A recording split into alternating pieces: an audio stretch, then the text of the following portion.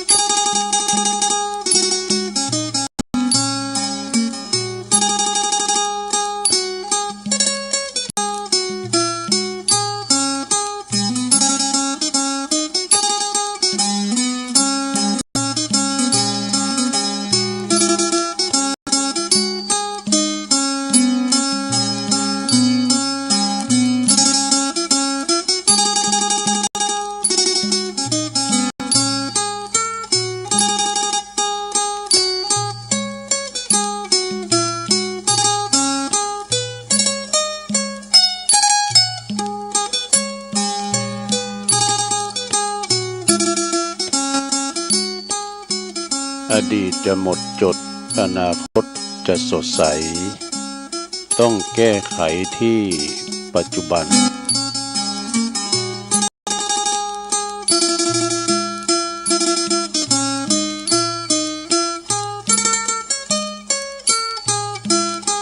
ก็ขอความนอบน้อมแด่พระรัตนตรัยอันมีพระพุทธพระธรรมพระสงฆ์เป็นสรณะติปึงกับแนบไต่ไหวสาถวายความเคารพมายังครูบาอาจารย์พระมหาเถรานุเถระท่านเจ้าคณะพระสังฆาธิการพระภิกษุสามเณรเจ้าจุโตนจุองค์กุวัดวาอารามพร้อมตึงสำนักติภักสงฆ์ตยก็ขอเจริญปอนเจริญชัยเจริญสุขมายังบรรดาปออกไม่ออก ศรัทธาตันสาธุชนนักศีลนักบุญคนดีหมู่เฮาเจ้าขาดต่างหลายเวลาบ่ายมาแล้ว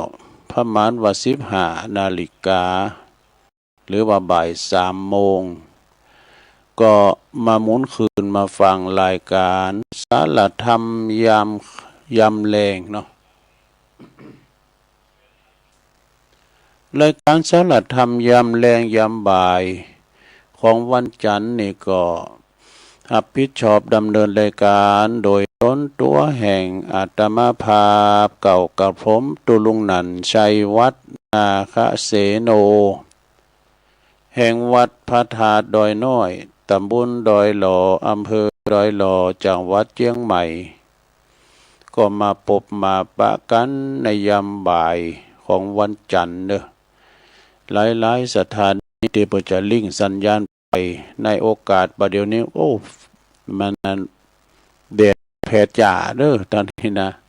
แดดฮ้อนเหมือนกันน้ำใส่ย่างนี่เอาทรงกาแฟได้ปะนะเอาฮดย้ำได้เด้อฮดโดนก็โดนตายอยู่มันฮ้อนใช่ไหมตีอื่นตีไกลนี่เปิดก็จะจุ่มพองเพราะว่าฝนมันตกมาเนาะหลายตีมันตกเป็นหย่อมวันน่ะฝนมันตกบะโถเตอมันตกเป็นกะปิกะป้อยไปนะมันตกบะโถถึงกันเตอฉะนั้นวันนี้ก็อากาศจะค่อนข้างร้อนไปหน่อยเน้อสถาเด้อเป็นยังเนาะอดเอาร้อนกายแต่อย่าร้อนใจก็ก่อนอื่นที่จะได้เอิ่นกันไปตั้งหน้าเดี๋ยวจะลืมก็ขออนุโมทนากับคืนบุญต่างๆโดยเน้อตีเปิ้นได้รับลิงสัญญาณนำรายการของครูบาอาจารย์พระสงฆ์องค์สังฆเจ้ากูต้นกูองค์ในเวลานี้ไปออกในสถานีของท่านแล้วก็แผ่พายกระจายเสียงไปให้ท่านผู้ฟังที่อยู่ตั้งบ้านตั้งจองเนาะตั้งหอตั้งเฮินนะกันมีเปิ้นเฮาก็ได้ฟังกันเนาะอีน่ะเปิ้นก็ออนไลน์เข้าไปหากันนะไปเพียวเมืองเป่าเมืองฟังเจียงแสนเจียงไฮ้อีกอะก็ฟังกันไปขอบคุณสถานีวิทยุในเครือข่ายที่เปิดรับสัญญาณในการถ้ามาส่งเวลาตั้งแต่ส่งตั้งแต่เวลา15 นาฬิกาจนถึง17 นาฬิกาคือบ่าย3 โมงไปถึง5 โมงแรงปุ่นก็ขอบคุณสถานีวิทยุคืนธรรมะของชุมชนวัดห้วยตองซักเนอร์ FM 98.75 เมกะเฮิรตซ์เนอร์โซนไต่ซ้ายไต่ก็ฟังกันไปขอบคุณสถานีวิทยุคณะสงฆ์อำเภอฝางจังหวัดเชียงใหม่เนอร์ FM 100.25 เมกะเฮิรตซ์เนอร์ขอบคุณสถานีวิทยุคืนพระพุทธศาสนาการศึกษาและวัฒนธรรมของวัดฝายหิน FM 104.50 เมกะเฮิรตซ์เนอร์ขอบคุณสถานีวิทยุมนต์เสียงธรรมจากวัดบุพารามอำเภอแม่แจ่มเนอร์ FM 106.25 เมกะเฮิรตซ์และขอบคุณสถานีวิทยุบรรพตสถิตนะจากจังหวัดลำปางเนอร์ FM 106.50 เมกะเฮิรตซ์เนอร์อันนี้ก็คือเป็นสถานีหลักที่เปิ้นได้รับลิงก์สัญญาณไปเอารายการของครูบาอาจารย์ประสงค์องค์เจ้านะไปออกรายการสถานีของท่านฟังการตั้งบ้านตั้งจองตั้งหอตั้งเฮินไปเนาะบางทีนี่ก็ฝ่าแมปฝ่าห้องเจ้าของรายการเปิดก็โกฝ่าแมปฝ่าห้องปิดไปก็มีอินเทอร์เน็ตหลุดไปล่มไปก็มีเนาะแต่ประเดี๋ยวนี้ทั้งตัวลุงก็ออกไปได้ตามสบายนะฟังกันตามมัธยาศัยตัวลุงก็คุ้นคว้าเอาอันนั้นหน่อยนี่หน่อยเนาะมานำเสนอเอาธรรมเทศน์พองกาธรรมบรรยายพองกาสาธโวธรรมมรดกธรรมหรือว่าเอานิทานธรรมชาดกกาเนี่ยมานำเสนอศรัทธา ได้ฟังได้ยินได้ฟังกันแก่งอมแก่เงากันไปเพราะว่าตอนบ่ายนี่ก็จะมีไผมีแต่สวเฮาทั้งหลายเนาะคุณเฒ่าคุณแก่จะคุณจะฟังกันนักแต่ก็บ่หลายมันเก่าตอนแรกมันฮ้อนใช่จังอะเพิ่นจะไปฟังก็กระปูนตอนเมื่อค่ำยามคืนก้านี่เมื่อเจ้าเมื่อจีก็จะฟังกันไปเนาะสะทาหลังจากที่เฮาได้ลงแล้วปีใหม่ปีหวานกันไปแล้วเนาะก็ต่างคนก็ต่างไปการไปงานของไผของมันทำการทำงานแต่ละท่านแต่ละผู้เปิ้นก็งานการก็บ่เหมือนกันนะบางปองก็บกดินสินตอ ใจบ่าใจแห้งป่าแดดกลางแดดกลางแจ้งแต่บางพองประกอบทำงานในออฟฟิศนี่อยู่ในห้องแอร์เนาะคุณเฮานี่มันเห็นมาจบมามันบ่เหมือนกันอีกอะนะอันนั้นก็เขาก็มีงานใดก็ทำมันไปถ้าเขามาเป็นงานสุจริตเนาะเอาละตอนนี้ป้ายตุลุงก็จะนำเสนออานิสงส์เพราะว่าอัตรานะอัตราอายุเนี่ยท่านทั้งหลายชีวิตของคุณเฮานี่นับตั้งแต่วันเกิดจนถึงวันตายนี่นะเกณฑ์ปกติประว่าพระมานว่า80 ปีวะดูพระพุทธเจ้าเขาก็มีพระชนมาอยู่ถึง80 พรรษา80 ปีมากันเด้อหลังเลยจากนั้นก็เข้าสู่นิพพานนะคุณเฮาในบางคูณก็ถึง90 100 ปี100ปลายก็ยังมีแต่ว่ามีไปหน่อยเนาะแต่ว่าเกณฑ์ปกติประมาณ80 ปีนี่เรียกว่าอายุไขอายุไขก็คืออายุของคุณเฮาเนี่ยมันจะมีอยู่80 ปีเป็นติตั้งให้ได้เนาะถ้าเกินนั้นไปก็เป็นอยู่ตามหน้าบุญบ่มีดูอย่าว่าแมงเมาก็เนี่ยอายุปัญญาก็หมดงามมีอายุตั้งมันมีดูสัตว์ปีกล้ามยังไงเนี่ยเพิ่นจะบอกว่าแล้วก็ลืมไปเนี่ย80 ปีของคุณเฮานี่เพิ่นว่าอายุไขนะหรือว่าอัตราตีนี้ชัวระยะ80 ปีนี่จะพบกับความเปลี่ยนแปลงของชีวิตเนอะคล้อยไปตามเหตุการณ์แล้วก็สภาวะแวดล้อมโลมหาคั่งด้วยกันเนอะโลมหาคั่งหรือว่าระยะด้วยกันดังนี้นะหรือ5ระยะด้วยกันดังนี้นะเฮาเกิดมาตั้งแต่ปีตั้งแต่แบ่เบาะเนาะ5 ถึง 15 ปีเนี่ยวัยปึงอยู่เนอะวัยปึงอยู่ปึงเป็นชีวิตที่ต้องปึงไผปึงปอปึงเมนะกะกินข้าวป้อนน้ำนี่อาบน้ำก้ามสังกาอันนี้เฮาจอยเหลือตัวเก่าบ่ได้เป็นวัยปึงบ่โตถ้าต้องปึงปอปึงแม่ปึงปีจะต้องได้ช่วยกันอีกอะ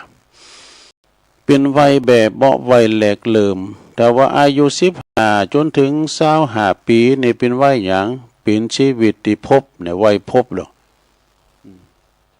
วัยพบวัยปะกันไปพบกูโพโตเมเนาะอยู่ด้วยกันเป็นโพโตเมกันกินแขกแต่งงานกันเนี่ยนะ15 ถึง 25 ปีเนี่ยนะก็คือไปเป็นวัยที่ว่าสอบบีหาเงินสร้างชีวิตสร้างเนื้อสร้างโตถ้าว่าอายุเฮาตั้งแต่25 ถึง 60 ปีเนี่ยหรอเป็นวัยหยังวัยเพียรวัยภาคเพียรก็สร้างชีวิตเหมือนกันน่ะสร้างชีวิตสร้างเงินสร้างทองสร้างฐานะเอียกะนะ60 ปีคุณบัดเดี๋ยวนี้ก็ยังหนุ่มยังมีกำลังดีอยู่เด้อศรัทธาญาติโยม60 ปีนี่มันเป็นวัยที่ยังแข็งแรงนะแล้วถ้าวัย60 ปีจนถึง70 ปีเนี่ยจะเป็นวัยมสังวัยเป็นชีวิตพักพักได้แล้วถ้าว่า60 70นี่พักได้แล้วนี่พักผ่อนกายยานะเพราะว่ามันร่างกายเฮามันก็โลงโลยไปเวลาตกเวลาดาวตำหันตำนี่ก็ได้แพ้เด้อนะเพราะอันเด้อคุณเฒ่านี่มันเปื่อยวะเพิ่นว่า กันไปโต๊ะไปดาวหน่อยนี่ก็กระดูกเดาะกล้ามจังกะอ่ะนะกระดูกมันเปราะให้มันว่า60 ถึง 70 ปีนี่เป็นชีวิตพักเป็นไว้พักแล้วถ้าว่า70 ปีขึ้นไปจนถึง80 90 100เนาะโอ้อันเป็นชีวิตที่ไวพรากไวพรากจากกันแล้วกันว่าพ่อแม่เฮาถึงขนาด70 80 90 ปีนะ100 ปีก็ตามเป็นไวพรากนะก็ว่าไผเนาะอายุคุณเฮาเปิ้นหลักเกณฑ์เปิ้น80 ปีการเฮาเกินกว่านั้นมันก็อยู่ตามหน้าบุญเนาะสถาอยู่ไปตามสถานะบุญของเฮาไปนะเนี่ยเป็นว่าพบ70พอ70ล่วงไปก็เข้าลักษณะว่าละครตอนลาโลงดูดังทันอุปมาอุปไมยไว้น่าฟังว่าอันละครอันโลกเฮานี่เหมือนกับโรงละครนะเหมือนกับโรงละครโรงใหญ่นะโลกเฮาเนี่ยเฮาปิ้นโตละครเหมือนกันหมดแสดงปิ้นปอปิ้นแม่ปิ้นลูกแสดงเป็นครูบาอาจารย์แสดงปิ้นปอหลงกับนั่นตามบทบาทการแสดงเนาะแสดงเป็นตุเจ้าเป็นปู่จานนี่กันเนาะตามบทบาทเนี่ย70 ปีเนี่ยนะหรือว่าโลกนี้คือละครอุปมาอุปไมยว่าโลกนี้อันว่าโลกเฮานี่เหมือนโรงละครนี่ชีวิตมีนิกรทุกชาติภาษาเนี่ยทุกชาติภาษาต่างลายลำทำทีท่านี่ตามบทบาทเนาะตามบทบาทไผมันตามไล่ลำทำทีท่าตามลีลาของบทละครนี่ตามบทละครเนาะแล้วก็บางครั้งก็เศร้าบางครั้งก็สุขเนี่ยบางครั้งก็เศร้าบางคราวก็สุขเนี่ยบางทีก็ตุกหัวอกสะท้อนนี่มีหลักมีล้างมีรักมีจากมีจรพอจบละครชีวิตก็ลานี่ปิดฉากลงละครกับปูนไปเชิงตะกอนกันแล้วสถาอันนี้เป็นบทชีวิตเนอะสถาบทชีวิตที่บนลิขิตขีดเขียนไว้ว่าคุณเฮาเวลาว่ามีชีวิตอยู่ประกอบสร้างแต่คุณงามความดีไปหรือว่าเฮาอยู่กันมาถึงวันนี้เฮามาพอยังก็ตามเนี่ยพอลงละครพอละครดนตรียังก็ตามเวลาว่ามันจะมีตัวละครนั้นก็คือสร้างเป็นนั้นบทละครเป็นอย่างมันเป็นมีผู้กำกับด้วยผู้กำกับของละครแต่ละเรื่องผู้กำกับการแสดงเนี่ยแต่โรงละครคุณเฮาเนี่ยละครบทจริงนี่ก็คือเป็นบทที่ว่ากรรมนะเป็นบทละครเป็นกำหนดนะกรรมเป็นตัวกำหนดนะใครทำดีก็ได้ดีไปใครทำชั่วก็ได้รับผลชั่วไปกะนะตัวกรรมนี่ดูติดตัวบทละครนะฉะนั้นก็เขาก็ทำความดีไว้เหือลูกทำถูกไว้เหือหลานสถาญาติโยมทั้งหลายต่อไปอันนี้มาวามก้ามเกินวัตถุต้าน10 อย่างนี่เขานำ10 ประการนะครับใหญ่เนาะไปยำเจ้าเขาปิ้นเขาง่ายไปเมื่อควายเขาปิ้นเขาแผ่นเสือแผ่นผ้าไปยำหอดยำหล่าเขาปิ้นเขาติบน้ำติบ10 ประการนั่นจ้ะแล้วว่าวัตถุต้าน10 อย่างนี่ปิ้นอย่างพอง1เข่าแล้วดูเข่านี่มาปิ้นอันดับ1นี่นะศรัทธาญาติโยมทั้งหลายเฮานี่ทำแต่กินเข่านี่โตจะตายจะเป็นปิโลจะเป็นปิเข่าโลเข่าตกถึงต้องเป็นยาติบนะจะไปกายเข่าเป็นถึงว่ากองทัพนั้นเดินด้วยท้องเข่านี่เป็นยาติบมาเข่าเป็นอันดับ1เนี่ยวัตถุ10 อย่างนี่นะวัตถุต้าน2น้ำเข่ากับน้ำเนี่ยมันของกูกันดูน้ำนี่เฮากินเข่าแล้วต้องกินน้ำแต่น้ำเนี่ยกินบ่อยๆนะสถาแต่เข่าเนี่ยเพิ่นกิน3 คาบเนี่ย 3 มื้อนะครับเขาง่ายครับเขาตอนครับเขาแรงแต่บางพองนี่ก็คืนหงไปกินเขาตุ่มโตลุงก็มีนะอันนี้ก็คือเขากับน้ำปิ้นใหญ่จะเป็นกันเป็นเกมตลกนะปึ้งหยังปึ้งเขากับน้ำก็เตะกันเนาะกันไม่เขาไม่น้ำเขาก็ไม่ใหญ่ต่อไปผ้าเนี่ยเขาคุณก็ต้องมีผ้าห่มโคใบเรียกว่าปิ้นอันเครื่องนุ่งห่มเครื่องนุ่งห่มปิ้นอันยำหนาวเขาก็ห่มผ้าห่มไม่กะแต่ว่าเสื้อผ้านี่ต้องห่มตลอดนุ่งตลอดปิดปากกายาเขาได้นุ่งผ้านุ่งโคใบแต่นุ่งก็ไม่ใช่เหมือนกันนะก็คือว่าอย่างตุเจ้าก็นุ่งให้แบบหนึ่งตุเจ้าพระเนตรเนี่ยนะนุ่งผ้าเหลืองเนี่ย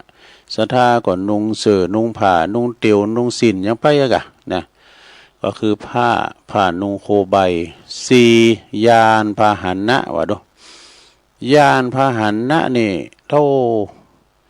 เปิ้นว่าปินอัน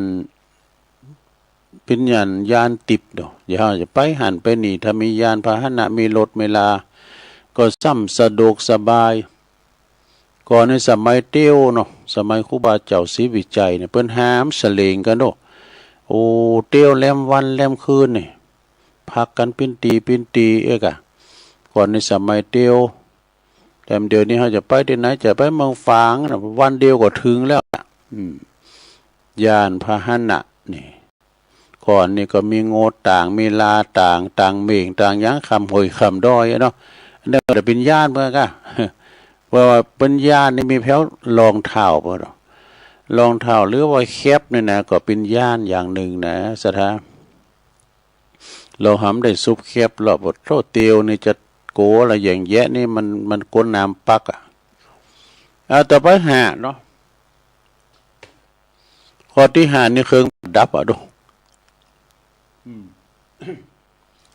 เครื่องประดับก็เกี่ยวแหวนแสนสิ่งเนี่ยก็เนาะ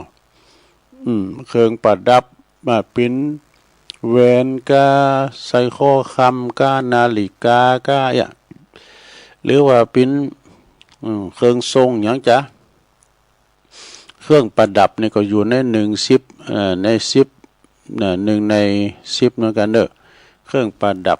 เดี๋ยวนี้เขาก็จะไปใส่นะเครื่องประดับที่มันมีราคาสูงเลยนะค่ำก็แพงเด้อสถาขนาดใส่ของปลอมเนี่ยยังโดนเลยเนาะลุงวันนั้นก็ไปกาดกับเป็นสัตว์ตกใส่ข้อคำไปก่อนนักเป็นบาทพอค่าเป็นว่าของปลอมไปโหค่ามันเอาไปพูดแล้วไอ้เด้อ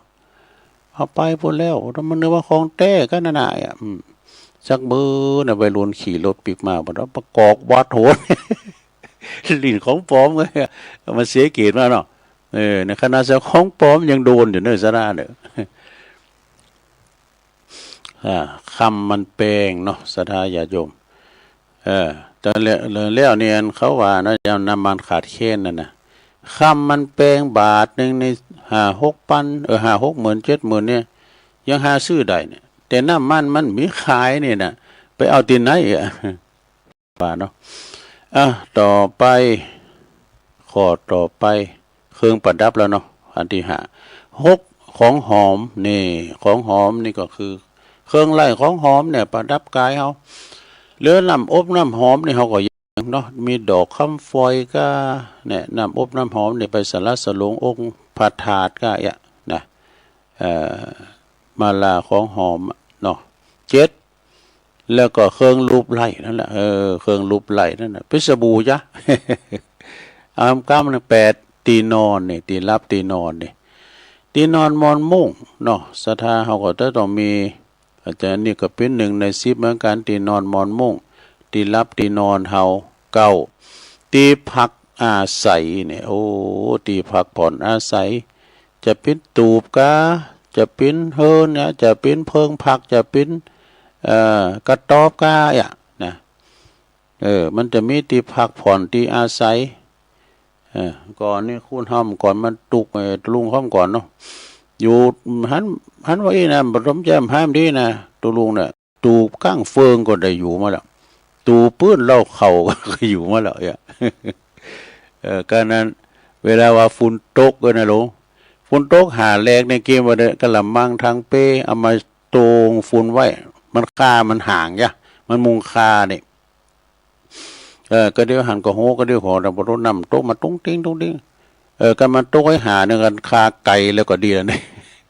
กันคามันไก่แล้วเนี่ยยังแควนละอ่ะตีผักอาศัยตีรับตีนอนเด้อศรัทธาญาติโยมทั้งหลายสุดท้าย10ประทีปนี่ประทีปเตียนไฟนี่โอ้อันนี้เป็นด้วยเนี่ยวัตถุทาน10อย่างนี่มันจะเข้านำโภชนะอาหาร10อย่างนี่มันใจเนาะ1ข้าว2น้ำ3ผ้า4ยานพาหนะ5เครื่องประดับ6ของหอม7เครื่องลูบไล้8ที่นอน9ที่พักอาศัย10ปฏิบนี่จบลงไปศรัทธานำเสนอเราสู่จูกันฟังไปนะอันนี้ทำอย่างนี้นะลักษณะบุคคลสัจจาจริตนี่สัจจาจริตลงว่าเนาะศรัทธาเนาะสัจจาจริตหมายถึงว่ามันมีอยู่7อย่างข้อที่1การเมบริจาคทานอยู่เสมอเนี่ยโอ้เปิ้นกินเปิ้นทานที่ไหนเฮาก็ไปนะโอ้เปิ้นกินเปิ้นทานที่ไหนเฮาก็ไปวามซื่นนี่เฮาก็ไปกินพระทานตั้งลำปางเอกไปกินแปะทานงานประเพณีที่หานที่นี่ก็ไปกันเฮาก็ไปบริจาคทานอย่าไปละบริจาคเด้อจาคะก็คืนบริจาคนะบริจาคอยู่เสมอ2มีความปรารถนาเปิดจะหันพระอริยเจ้านี่พระอริยสงฆ์พระอริยเจ้านะมีความปรารถนาด้วยกับหันแท้3ผู้ไม่โม่เป็นผู้ไม่โอ้โอดไปโอ้โอดเด้อเนี่ยความจริงเนี่ยผมเจอมันโอ้โอด10พระคุณที่มีในตนเนี่ยอุตริมนุษย์ที่ไม่มีในตนเนี่ย4ความมีความปรารถนาเปิดจะฟังภาษาธรรมเนี่ยใครฟังธรรมแต่นะฟังนำฟังธรรมไปฟังไปก็รับไปแล้วก็5ผู้ไม่มีเป็นผู้ที่ไม่มีมายาเด้อนะศรัทธาจริตนะมันหมายความว่ามีมายามีมายาจุหลอกอย่างสักอย่างนะ6เป็นผู้มากไปด้วยความปราโมทย์พนาสัยใจปราโมทย์ความยินดีนะแล้วก็7สุดท้ายเลื่อมใสในสิ่งที่ควรเลื่อมใสนี่อันนี้ก็ไปทำอย่างหนึ่งจบเนอศรัทธาเนอจบไปทำอย่างหนึ่งเอาทำอย่างนี้ในปีนี้เนี่ยเห็นนี่หนังสือในปีเดี๋ยวมาจะมาปล่อยลงสันเมืองเนี่ยนะนิดนักแกนั่นนะหนังสือเนี่ยเปิ้นแจกสิ่งที่ไม่ควรห้ามหรือว่าห้ามบ้าอยู่ห้ามบ้าใดมี3อย่างเนอะมีอย่างไปแล้วข้อที่1ฝนจะตกแดดจะออกห้ามบ้าใดเนี่ยอย่างเงี้ยเนาะมันจะมาแดดมันจะลำเลอะมันแดดแล้วนี่นะมันห้ามบ้าใดมันมีฝ่าไปเกิดมาดูเวลาว่าฝนตกฟ้าห้องแดดออกเลยนะคนบางคนเดือด3ดูฝนตกมาบาปตก2 วัน 3 วันก็อยู่น้ำมันมาตกหาป้อไหมกันมันลุมมันจะมาลมมาป้อไหมเริ่มเดินในธรรมชาติมันก็อันใดเนอะโธ่กับเวลามันได้วัดภัยปะเทวดาไขมันตัวลุ่มเลยนะมันลุ่มมาเนี่ยบทไม้หักลักกูนะลงปินตาดีโกเวลามันลุ่มนะบ่เฮ็บลุงได้นะสระบุตกใส่เกี่ยวรถจะปวดแตกนี่มันธรรมชาตินี่มันหายมันทอดหายนะแต่มันลุ่มเนี่ยปุตโตหลังคาวิหารกาหลังคาศาลาปะเลนกามันถึงปิ้ววันนี่แหละสระบันเมืองนอกมันสำเน็จสระเมืองนอกเมืองหน้าบ่นะแล้วก็ฝนจะตกแดดจะออกมันห้ามบ้านได้ข้อที่1ข้อที่2พระภิกษุสามเณรจะซิกก็ห้ามบ้านได้นั่นแล้วว่านั่น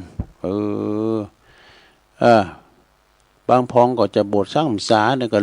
ติดใจในรถพระธรรมบัดซิกเลยก็มีนะ แต่บางคนก็จะบทจุนตลอดเต้าตายเดิมสาเดียวซิกไปให้แต่เฮ็ดก็มีนะมันห้ามบ่ได้นะพระภิกษุสามเณรจะสึกก็ห้ามไม่ได้3สุดท้ายผู้หญิงมีครรภ์แก่แล้วจวนจะคลอดก็จะห้ามไม่ให้คลอดก็ไม่ได้คนจะเกิดก็ห้ามได้นะทั้ง3อย่างนี่นะบ่ควรห้ามคือห้ามบ่อยู่หรอกห้ามบ่ได้เพราะฝืนกฎธรรมชาตินะห้ามบ่ได้ต้องปล่อยว่างต้องปล่อยให้เป็นไปตามสภาพของมันนี่ห้ามบ่ได้แต่จบลงไปซะท่าญาติโยมทั้งหลายก็เป็นเล็กๆน้อยๆตอนนี้ไปตุลุงจะเอาอันนี้มาว่ากันนะจะบรรยายเรื่องคดีโลกคดีธรรมตั้งไว้แล้วนะลองฟังวันนั้นลงเด้อคดีโลกคดีธรรมก็มันก็เป็นธรรมเนี่ยนะเดี๋ยวทำต่างนาโมมนั่นนะคดีโลกคดีธรรมเนี่ยเป็นอย่างใดเป็นในธรรมนะเนาะยาวอยู่พองเหมือนกันแต่มันจะล่ำบักพักบิกไปก่อนเป็นอย่างเนาะฟังพอมันต่างนาโมเนาะเอาบาลีเลยเนาะใจกล้าแม่น่ะพิดเนาะนัตถิโมหะสมังชาลังตินี่นะเปิ่นก็ต่อจากนี้ไปต้นตัวแห่งตัวลุงก็จักได้น้อมนำเอาธรรมะขององค์พระสัมมาสัมพุทธเจ้ามาแสดงจี้แจงให้แก่มวลหมู่ตายกตายิกาเนาะท่านผู้ฟังกันที่อยู่ตั้งบ้านตั้งจองนะตึงใจใหญ่น้อยอันมานังหยาดย้ายหยาดย่อยปิ้นถอยปิ้นกองเปอวารอคอยสดับรับฟังพระสัทธรรมเทศนาแต่ก็เพิ่มพูนสติปัญญาเนาะเป็นนั้นบ่เกิดแห่งบุญกุศลก็โดยเฉพาะอย่างยิ่งก็เจ้าพุทธทุกท่านทุกคนเฮานี่นะประวัติต่างน้อมกายวาจาใจนะน้อมจิตน้อมใจกายวาจาใจเป่งวาจาไหวพระรับศีลเนาะไหวพระรับศีลยามเจ้าเฮาไปวัดไปว่าแต่เฮาก็ไปไหวพระรับศีลมาแล้วเนาะแล้วก็เป็นว่ากราบลง3 ครั้งนึกถึงในใจว่าพุทโธเมนาโถนะขอถึงพระพุทธเป็นที่ปึงธัมโมเมนาโถกราบทน2นี่ก็ขอถึงพระธรรมเป็นที่ปึงกราบทน3ก็สังโฆเมนาโถขอนึกถึงพระสงฆ์เป็นสรณะที่ปึงนี่นะเพราะว่าจะประกอบพิธีกรรมอันใดอันหนึ่งแต่หัวใจของการทำบุญที่แท้จริงก็จะขาดเสียว่าได้ก็คือการมีพระธรรมเทศนานี่การฟังฟังธรรมที่ทำแล้วลงการฟังเทศฟังธรรมเปิ่นก็ไปนิมนต์พระสงฆ์องค์สังฆเจ้ามาเทศนาขาดวัตถุสิ่งของอันอื่นบ่ปิ้นยั้งนะแต่ว่าขาดการเทศการธรรมนี่มันขาดบ่ได้ฉะนั้นการทำบุญทำบุญทำกุศลทุกอย่างก็จะสมบูรณ์และก็จะเกิดภาลาอานิสงส์แท้จริงก็คือการฟังเทศฟังธรรมเนี่ยเนาะศรัทธาเนาะฟังเทศฟังธรรมฟังพระธรรมเทศนาก็คือเป็นคำสั่งคำสอนขององค์สมเด็จพระบวรสัมมาสัมพุทธเจ้าเป็นสิ่งที่เคารพบูชาสูงสุดของหมู่เฮาเจ้าปุถุทั้งหลายแม้ว่าพระพุทธเจ้าที่เคารพพระธรรมก็พระธรรมคุณเฮาก็เคารพกราบไหว้เป็นตัวแทนพระพุทธเจ้าแม่ปรินิพพานไปแล้วเนาะสัทธโมครุกาตับโพควรเคารพพระสัทธรรมเนี่ยตนก็ว่ามนุษย์ปุถุชนคนสามัญชนคนธรรมดาอย่างเฮาเจ้าขาดทั้งหลายนี่นะสถาพระพุทธเจ้าเพิ่นตรัสว่าสัตตวโลกสัตตวโลกก็คือ ผู้คล้องอยู่ติดอยู่ในโลกอยู่นะแห่งวัฏสงสารสถาเหมือนฝูงนกที่มันติดอยู่ตาข่ายของนายพรานที่มันดักไว้หาแปลว่าหาตั้งออกบ่ได้ติดข่ายในพรานแล้วหาตั้งออกบ่ได้เปรียบเหมือนคุณเฮาที่ถูกกิเลสยึดไว้อวิชชาคือความบ่ฮู้ปิดบังอำพรางปัญญาไว้ได้แก่โลภะโลภะโทสะโมหะเนี่ยตัณหาสามเหงารู้นี่สามอย่างนี่นะเป็นตัณหาสามเหงาตีมาขอบงำในจิตในใจของหมู่เฮานะแล้วเปิ้นก็บอกว่าการฟังนำฟังธรรมบ่ใจเป็นเพียงว่าเป็นพิธีอย่างเข้าใจกันโดยเฉพาะก็ไปนิมนต์ตุเจ้ามาเทศในงานหยังก็ได้นานศพก็ตามงานหยังก็ตามส่วนมาก่อคนตีลมงานเนี่ยมากันมาตึงหนุ่มตึงสาวคุณเฒ่าคุณแก่ก็บ่ใครมีสมาธิตั้งอกตั้งใจฟังนำฟังธรรมคือความฉันทะพอใจไม่น้อยนะจะเก็บเอาธรรมสาระในเรื่องเนื้อหาสาระต่างๆขอคิดในคติธรรมที่ตุเจ้าเปิ้นมานำมาเทศนามาพิจารณา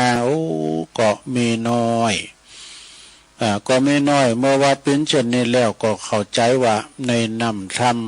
คำสอนจึงบ่ค่อยลึกซึ้งฟังธรรมมหาวินบาก็ดี ร้อยข้างปั้นข้างบางคนนี่ก็จังบัสดุงหดหูโกบาปโกกรรมเลยกรรมว่ากุศลจึง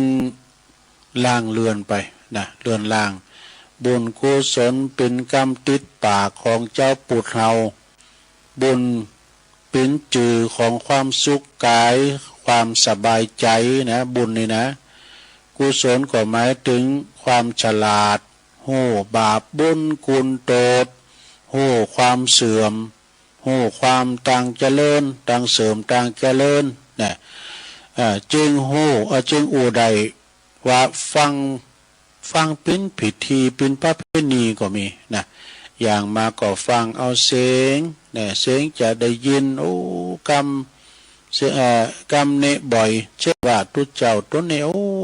เตดโมนดีเด้นะเตดโมนเปิ้นวอนเสียงขึ้นเสียงลงเปิ้นเพาะไพเราะนะ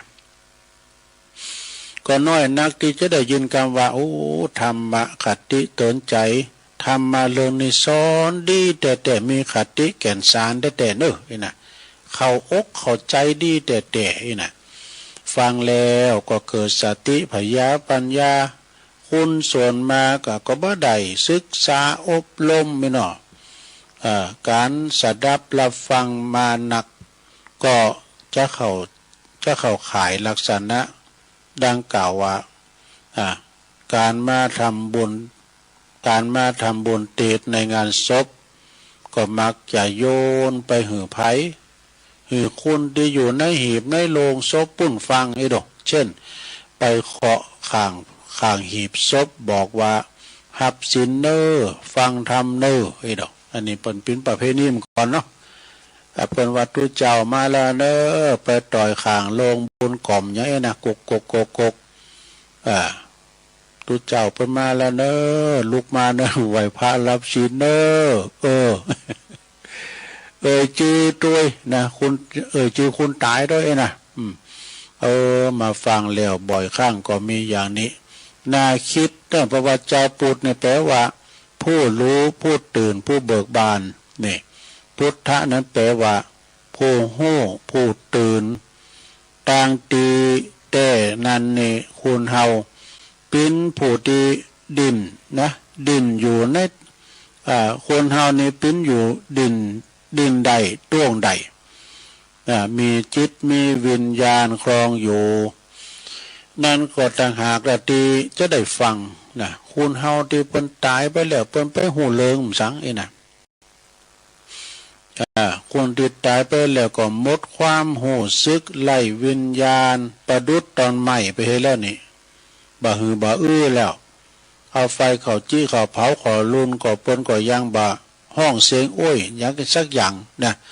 คือเปิ้นตอดจิตตวิญญาณเลงออกจากกายแล้วรู้สึกหยังแล้วสถานเนาะเอาหยังเอาเงินร้อยเงินปันไปหือไปก่อมบ่สุขใจบ่ดีใจเนาะบุญกุศลที่เขาได้รับดีหรือชั่วนั้นทุกข์หรือสุขนั้นก็อยู่เป็นประโยชน์ที่กฎของกรรมเนี่ยกฎของกรรมที่เขาได้กระทำไว้เมื่อยังมีชีวิตอินทรีย์อยู่ในเบื้องหลังเขาเนี่ยนะผู้ที่อยู่เบื้องหลังนั้นจะทำบุญเพิ่มพูนหนุนส่งโดยความหักห่วงหาอะไรเพื่อคลายความกังวลจะได้เบาบางเบาใจหายเศร้าโศกเสียใจแล้วก็ทำตามจารีตหีดหอยประเพณีของเจ้าปุตสืบกันมานะนี่ก็ในลำดับนี่เนาะอันนี้เพิ่นก็จะลำดับในปริศนาธรรมปัญหาธรรมในต่างพระพุทธศาสนาเขาเด้อเพิ่นจะมีคำแปลตัวไหนลงเด้ออันเกี่ยวกับเนื่องจากคุณที่ปนตายโดยเฉพาะหมู่เฮาเจ้าปุตล้านนานี่เคยหูเคยหันแต่โบราณมาแล้วเมื่อคนที่บนไก่จะตายก็ดีขันโคม่าก็ดีผู้เฒ่าผู้แก่ก็จะรีบนำดอกไม้ไปใส่มือของคุณป่วยประนมมือไหวเนอไหวนะแล้วก็สอนดังว่าพุทโธธัมโมสังโฆเนอพุทโธธัมโมสังโฆเนอนะเปรระลึกนึกถึงพระพุทธพระธรรมพระสงฆ์นี่นะคือถึงหาบุญกินบุญทานคือถึงว่าเฮาได้เคยคือสร้างหางแป้งหยังพองมันต้องปิ้นโหงหาอาวรตังหลังนึกเอาตังหน้าปิ้นไปพุทโธเนอธัมโมเนอสังโฆเนอไปใจนะตังโลกเพิ่นถือว่านำดอกไม้ที่ว่าแต่เมื่อน่ะตังโลกเพิ่นถือว่านำดอกไม้แล้วก็ทูบเทียนนั้นไปใส่พระเกศเกี่ยวจุฬามณีบุญสงสวรรค์จันดาวดึงบุญอีว่าเอาดอกไม้เอาสวยดอกไม้ไปใส่ที่เป็นปนมมือนะเอาสวยดอกไม้นี่นะไปปูชาพระเกศเกี่ยวจุฬามณีบุญสงสวรรค์จันดาวดึงบุญจันดาวถึงสาบุญความหมายตั้งโลกเป็นอย่างนี้คดีตั้งธรรมเหรอความหมายตั้งธรรมเป็นถือว่าเตือนคนปิ่นของเฮานี่เตียงบ่ตายเด้อนะเตือนเฮาตั้งหลายเนี่ยลงบ่เหือคนเหือหีบขนขวายทำบุญปูชาพระจะหลีบจำศีลภาวนาก็ทำเสอย่างความตายนี่บ่มาถึงเตอนี่เนี่ยเรียกว่าบอกตั้งสวรรค์อาบน้ำเหรออาบน้ำศพเหรอนี่อาบน้ำศพแปลว่าอาบน้ำหอมเอาน้ำหอมมาอาบศพนี่ต่างโลกเปิ้นถือว่าล่างล่างใครบ่มันมีบางละบนทินสังว่าแต่ต่างธรรมนั้นเปิ้นก็สอนฮู้ว่าอาบน้ำทำคำสอนนี่น้ำอบน้ำหอมนี่นะแปลว่าอาบน้ำทำคำสอนของเฮาทั้งหลายเนี่ยนะก็คือศีลสมาธิภาวนานะจำละร่างกายวาจาใจให้ใสสะอาดอันนี้ก็คือตั้งธรรมเนาะแล้วก็หวีผมแล้ววะเนี่ยบางคนเนาะศพบางคนบางศพปนก็มีผมหวีผมเนี่ยหวีไปตั้งหน้ากึ่งหนึ่งหวีไปตั้งหลังกึ่งหนึ่งก็ตั้งหน้านี่มันผมเคยมีอันนี้นั่นก็อันนั้นมันจูงควายมันเคยไปแล้วก็จุง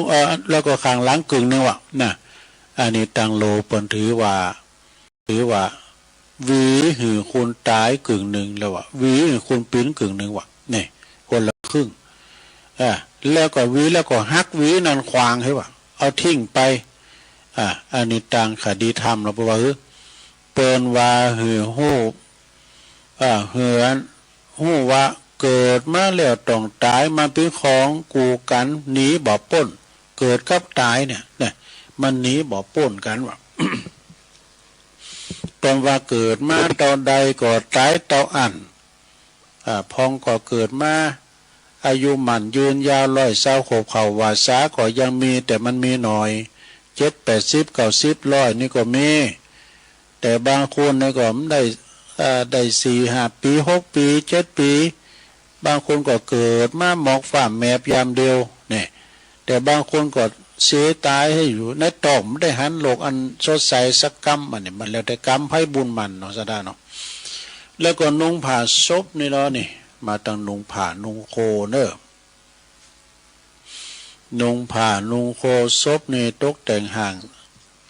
นุ่งผ้านุ่งโคศพนี่ก็เพื่อเอาชายเงินผ่าเนี่ยไปไว้ข้างหน้าแล้วก็ข้างหลังว่ะเนี่ยชายเงินผ่านี้เอาไว้ข้างหน้าและข้างหลังต่างโลกถือว่านุ่งของคนตายกึ่งหนึ่งเนี่ยคนเป็นกึ่งหนึ่งเนี่ยเอาคนละครึ่งทำแล้วก็ผ่าห่อผ้าขาวนี่หรอเนี่ยธรรมะสอนหือมีสุดจริตกายวาจาใจขาวใสบริสุทธิ์เหมือนกับผ้าขาวนั่นเองเนี่ยแล้วก็เอาเงินใส่ปากนี่หรอใส่หลายปาดเดียวแล้วก็ เอาเงินใส่เอาเงินทองมาใส่บาตรใส่ปากคนตายนี่ต่างคดีโลกเปิ้นว่าสมมติว่าเป็นกาเดินต่างการลดขึ้นไปต่างสวรรค์โอ้ถ้าขึ้นสวรรค์ก็เสี่ยงการลดโดยสารอยู่ได้นี่เพราะว่านี่ เพราะว่าแต่ต่างคดีโลกเปิ้นสมมติว่าเป็นการเดินเป็นการลดโดยสารไปต่างสวรรค์วะ แต่คดีธรรมเราบอกว่าสอนหือใจเงินหือเป็นประโยชน์นี่คดีธรรมนะคดีธรรมเป็นครับสอนหือใจเงินหือเป็นประโยชน์นี่แล้วก็แบ่งกินแบ่งใจนี่หรอเนี่ยแบ่งกินแบ่งใจหมายความว่าอย่างไรก็เป็นกรรมเป็นกรรมให้วะเป็นทุนทำบุญสุนทานเนี่ยเป็นการทำบุญสุนทานเป็นกรรมให้เนอะอย่าตะหนีหันแก่โตเกินไปนะตายไปสลึงเดียวก็เอาไปโดยบ้าใดก็แต่ละไว้เหอลูกเหอหลานสืบแทนต่อไปนะละให้ลูกเหอหลานพี่น้องทะเลาะวิวาทกันแย่งชิงกันถึงตายก็มี เรียกว่ามรดกเลิศก็มีนะเนาะแล้วต่อไปประวัติมัดศพนี่เรานะใจเจิก3 เปาะนี่3 เปาะวะใจเจิก3 เปาะนี่ก็คือว่ามัดมือมัดคอมัดเท้านี่3 อย่างนะ3 เปาะนี่นะต่างคดีโลกเปิ้นถือว่าบ่หือศพนะมันไกลมันปองกับหีบศพแตกอีวะต่างคดีธรรมเหรอ ต่างคดีธรรมเพื่อก่อหมายความว่าพุทธังคีเจเนี่ยเพื่อว่าหักลูกเหมือนเจิกผูกคอวะหักลูกเต่าเนี่ยนะเหมือนเจิกผูกคอท่านนางปาเทนี่เหรอ อันนี้ก็หักสมบัติเขาของเงินคำสัมปติเหมือนกับเจิกผูกเท้าเจิกมัดตีนดูภรรยาหัตเทนี่เหรอหักภรรยาเหมือนเจิกผูกมือดู3 อย่างนี่นะสดาเลิกว่าตัณหานะเพราะว่าเลิกว่าตัณหา3เรียกว่า3แล้วก็เจิก3 สินนะก็มามัดเอาดินล้นอยู่ในวัฏสงสารแต่กันเนาะดินล้นอยู่ในวัฏสงสารเท่านี่แหละ แล้วเปิ้นก็ว่าปูฝากนี่ฝากหูจักเหรอฝากเอาไม้สร้างมาซับปิ้นฝากนี่กะเปิ้นว่าปูฝากหีบศพเนี่ยมี4ด้วยกันว่ามี4 กลีบมี7 สีกซับฟันปินหู คดีโลกถือว่าหือเปลวไฟลอดขึ้นสะดวกว่ะมันเผาง่ายดีไงเนาะคดีทำเหรอตั้งทำเปิ้นก็สอนหือเดินตามตั้งวิสุทธิมรรค7ประการดอก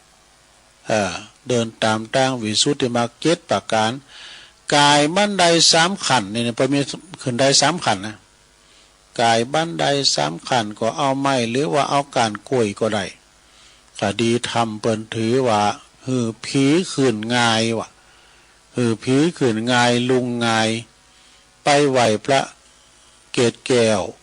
บนสวรรค์นี่คดีธรรมก็หมายถึง3ภพเนี่ยนะคดีธรรมก็หมายถึง3ภพภพ3หมายถึงถึงภพ3กามภพรูปภพอรูปภพนี่อันสัตว์โลกนั้นเวียนว่ายตายเกิดอยู่ในวัฏสงสารแล้วเปิ้นต่างศพละ การเดียวว่าเปิ้นต่างศพนั้นต้องหันโหไปทางทิศตะวันตกพุ่นน่ะวะนะไปทิศตะวันตกทางคดีโลกก็ถือว่านอนอย่างผีวะ นอนอย่างผีทางคดีธรรมเปิ้นก็สอนว่าให้พิจารณาความเกิดแก่เจ็บตายเกิดขึ้นตั้งอยู่แล้วก็ดับไปนะเหมือนกับพระอาทิตย์คล้อยเคลื่อนเลือนหลับมืดไปฉะนั้นนี่แล้วเปิ้นก็มาถึงจุดไฟไหวบุญโหศพเนี่ยมันมีดอกโกมนะหลวงเนาะเปิ้นตามว่าตั้งตีนก็มีตั้งโหก็มีชับเดินนะคดีโลกเปิ้นก็ว่าตามไหวเต้นไฟฟ้าดับเข้าใจเต้นไฟทาตีผู้ตายเนี่ยหรือว่าโกผีวะ แต่กันเนาะตามไหวไปโกผีวะคดีโลกเปิ้นก็ว่าตามไหวเต้นไฟถาดผู้ตายหรือว่าโกผีนี่ตั้งคดีธรรมว่าตั้งคดีธรรมปุสอนคุณเฮาเนี่ยเป็นสำนึกโตนึก สำนึกโตว่าจะได้ว่าอยู่หือสว่างไปก็หือสว่างนี่ไฟนี่นะไฟเนี่ยไปก็สว่างมาก็สว่างแจ้งมาแล้วก็แจ้งไปหือมีศีลมีธรรมจะไปมืดมามืดน้ำใดไฟนี่คือความสว่างถ้าว่าไฟดับก็ดับวูบลุนเลยดับไฟละดับไฟเป็นอย่างเมื่อว่าพระสวดมนต์เสร็จแล้วจุดขึ้นใหม่เนี่ยคดีโลกเปิ้นถือว่าคดีโลกเปิ้นก็ถือว่าดับเสน่ห์จังไรเนี่ยดับเสน่ห์จังไรหมดแต่ตั้งคดีธรรมเปิ้นหื่นนึกถึงตัวว่าดับไฟคือตายเนี่ยดับไฟคือตายดับไฟคือเกิดดับไฟคือเกิดมา2อย่างเนาะได้พิจารณาถึงความบัดเตียงหมั่นของสังขารมันเป็นอนิจจังทุกขังอนัตตามีเกิดขึ้นตั้งอยู่และดับไป เป็นกฎของไตรลักษณ์เนาะบ่หมั่นเตียงแน่นอนเนาะแล้วเปิ้นก็ว่าการเคาะหีบนี่เหรอก็หีบศพไปต่อยศพนะหมายถึงนะคดีโลกเปิ้นถือว่าคุณตายมารับศีลฟังธรรมมาหับศีลฟังธรรมของคุณตายเปิ้นจะไปฟังเนาะเปิ้นบอกเจ้าเราดูว่าคุณที่เปิ้นตูเจ้าเพิ่นมาเตก็เตเนี่ยคุณย่างนั่นน่ะฟังอันนี้เปิ้นคดีโลกเปิ้นว่าไปขอคุณอันผู้ที่ตายไปน่ะหับศีลฟังธรรมไม่ว่าแล้วตั้งคดีธรรมนี่ล่ะเปิ้นสอนให้คุณเฮานี่ปิ้นลีไปทำบุญฟังเทศนี่เสียเมื่อยังมีชีวิตนี่อยู่นี่ตายไปแล้วก็มีโอกาสได้ฟังแล้วแต่เนาะเรียกว่าแปลว่าเรียกบ่ขานวานบ่ฮู้น่ะตายไปแล้วนี่พระจะไปฟังเรียกบ่ขานวานบ่ฮู้ก็คือมันหืมล่ะว่าจะเทศธรรมหยังก็ตามมาไล่โปรดมหาวิบากก็ได้ยินแล้วเนาะเพิ่นเอาเทศให้คุณยังฟัง ฉะนั้นจงอย่าประมาทสวดอภิธรรมไม่หรอตั้งโลกปนเข้าใจว่าสวดให้ผู้ตายนะสวดให้คนที่ตายแต่ตั้งธรรมเปิ้นถือว่าเป็นประเพณีตีพระพุทธเจ้าเปิ้นไปโปรดแสดงธรรมให้พระมารดาบุญจันดาวดึงหรือว่าตาวติงสาบุญแทนการนำนมบัจจัยสวดให้คนที่เปิ้นตายฟังสวดให้คนที่ปิ้นเนี่ยฟังเตือนคนที่ปิ้นน่ะอย่าลืมตัวเนี่ยอย่าลืมตัวพลิกบันไดเลยเนาะเนี่ยเปิ้นว่าปีนขึ้นได้ ปีนขึ้นได้นี่เอาตั้งบนปีนตั้งลุมเอาตั้งหัวปีนตั้งหางไงเนาะเป็นคดีเป็นอย่างไรการว่าเขาได้พลิกบันไดเนี่ยเพราะว่าคดีโลกในเปิ้นถือว่าบ่หือผีจำบ้านตัวเองได้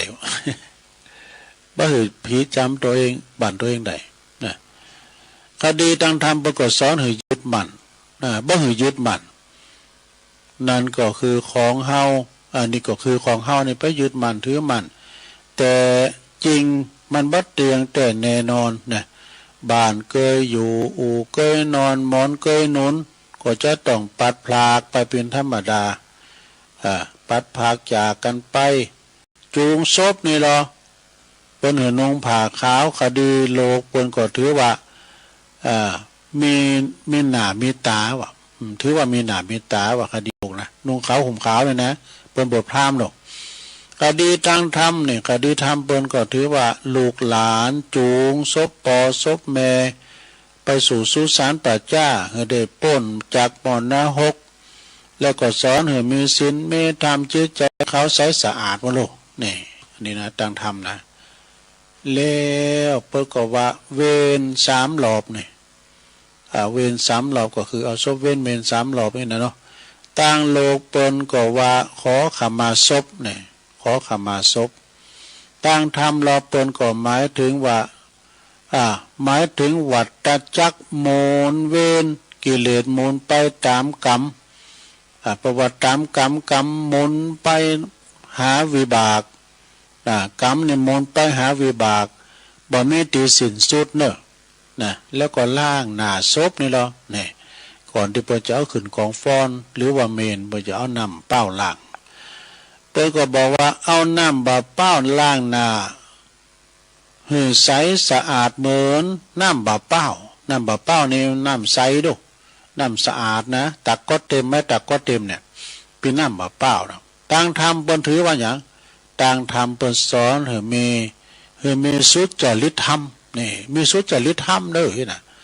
กายวาจาใจให้ใสสะอาดหวานข้าวสาร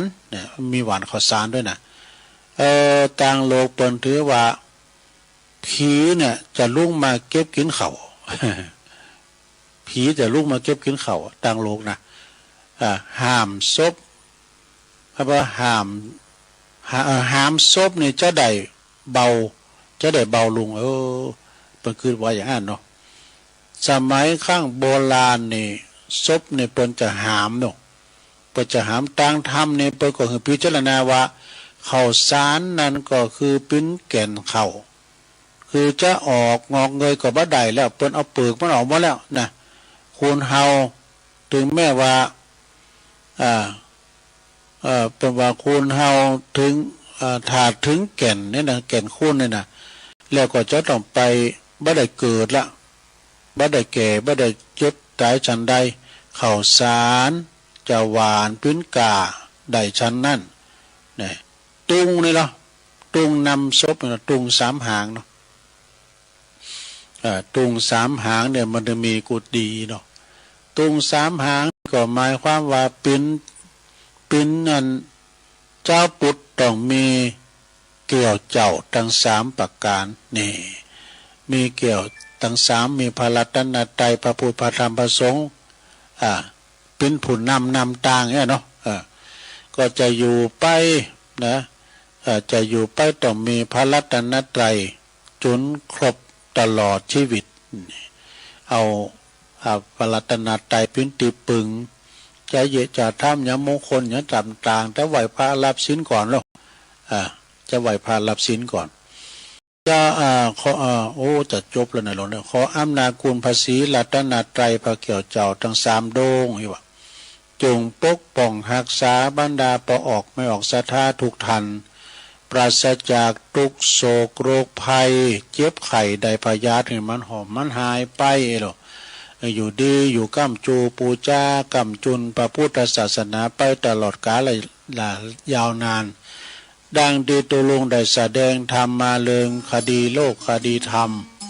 ก็มาก็พอสมควรแก่กาลเวลาก็ขอสมมุติหยุดที่ลงปุงไว้เปียงเต้าอี้เอวังก็มีด้วยประกาละจะนี้สาธุสาธุสาธุด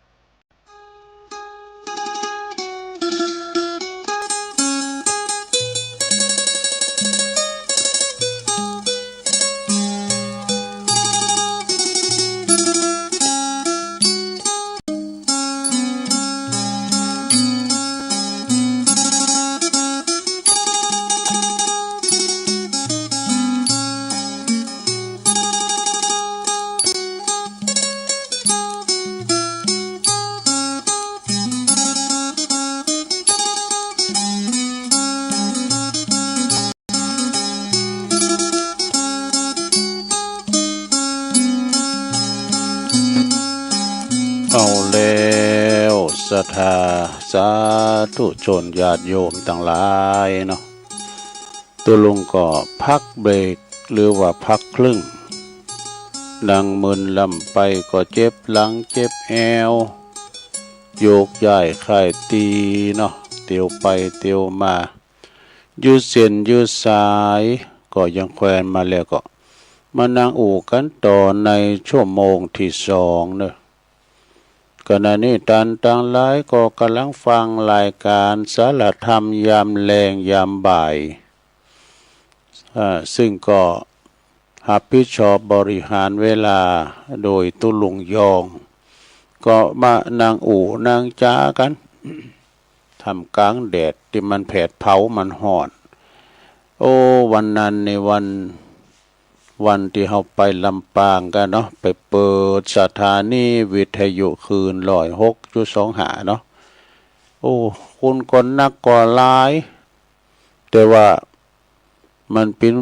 บุญจัดสรรอย่างหนึ่งมันบ่ฮ้อนเลยมันบดแล้วก็ตื้มฮ้อนเพื่อก็แป้งพามตองจักจะดีนะราคามันสูงก็คงจะบ่ฮ้อนจักตัวใดคุณคนหนักก็หลายนั่งกันเป็นระเบียบเรียบร้อยเนาะคุณหนักคุณหลายอุบาสังฆะก็ไปกันหนักกันหลายเน้อศรัทธาญาติโยมรวมพลังกันก็ขออนุโมทนากับผู้จัดงานด้วยเนาะถ้ามีความตั้งใจในเมตตาธรรมพระมหานพดลสุวรรณเมธีเจ้าคณะอำเภอวังเหนือเจ้าอาวาสวัดบรรพตสถิตแล้วก็ท่านพระมหาสมชาติชาตปัญโยผู้ดำเนินงานหลายอย่างเนาะก็มีผู้ลมแหงลมใจกันโอ้ประสบความสำเร็จคุณก็หนักก็หลายคุณหนักในบุรุษเคียบจนบ่หายเนาะ นี่ก็ผ่านพ้นไปทั้งอย่างหนึ่งเนาะศรัทธาในชั่วโมงที่สองนี่ตัวลุงก็จะน้อมนำเอาอริยธรรมพุทธธรรมนำสุขนี่เรื่องจิตเนาะจิตก็คือใจเขาเนี่ยนะจิตใจมันเป็นเชื่อใดแปลว่าจิตที่เป็นเมตตาธรรมเป็นว่าจิตของพระพรหม จิตของพระพรหมจิตของเมตตาธรรมเนี่ยนะเป็นจิตของเมตตาธรรมเป็นจิตของพระพรหมนะพรหมสีหน้านะจ๊ะถ้าว่าจิตใจเฮาพยาบาทปองไล่เนาะจิตพยาบาทปองไล่อาฆาตแค้นเป็นเรียกว่าจิตของยักษ์อสูรดูเฮาก็พอหน้าคุณเฮาในบุตร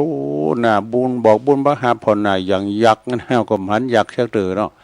ยักษ์ก็อันนี้ก็กุมพันธ์นะครับพอแล้วมันมีเขียวงอกออกมาเนาะเปิ้นแปลงไว้หน้าวิหารก้านี่กุมพันธ์น่ะถ้าว่าจิตเฮามีเมตตาธรรมก็ยิ้มแย้มแจ่มใสเนาะทักทายอัธยาศัยพอโลกในแง่ดีแต่ว่าจิตพยาบาทมาไล่ปองไล่เปิ้นอิสาลิษยาเปิ้นก็จิตของยักษ์หรือว่าอสูร แล้วทำจิตนั่นรอจิตคิดจะโลภจะซอจะโกงบนนี่ล่ะเป็นจิตอย่างไรเป็นจิตของเปรตอสุรกายวะดอกเปรตอสุรกายอันนี้บดีเนอะจิตที่มีความลุ่มหลงนี่หรอจิตที่มีความลุ่มหลงนี่เป็นจิตของพวกหนอนไส้เดือนดู